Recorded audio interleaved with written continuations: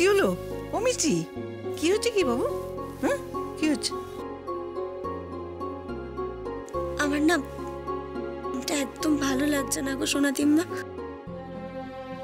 ও সোনাদিম্মা, তুমি তুমি আমাকে আমাকে আমার ছোটবেলার গল্প বলো না গো। আগে তো কত আদর করতে, এখন তো আর আদরই করো না।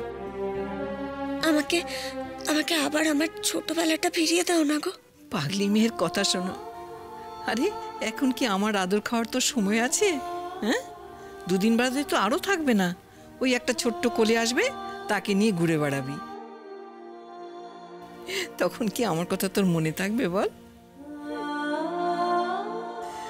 কত করে বলি যে আয় একটু তেল মাখিয়ে দি, মিঠে রোদে একটু বসে থাকবি। আমার কথা শুনিস তুই? আমি জানি মিছরি, সর্বাণী আমাকে সব বলেছে।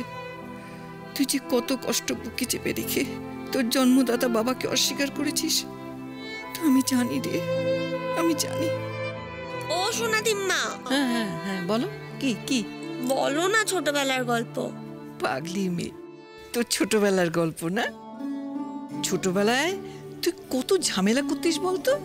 উফ বাবারে বাবা, বাড়ির জিনিসপত্র একে তাকে সব বিলিয়ে দিতিস।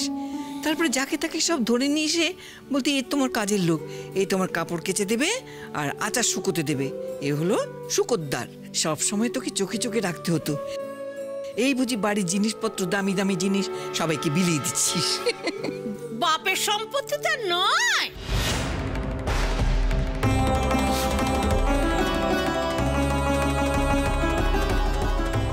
সেসব তো জোটে না। মামুর সব টাকা পয়সা দান খয়রাতি করতে বসে বসে। কেন তো তোমরা প্রথম থেকে ওকে শাসন করো নে? উফ সরলা দিদা, তুমি হঠাৎ করে আমার বাবার প্রসঙ্গ কেন তুলছো? কেন তুলবো না? হ্যাঁ কেন তুলবো না?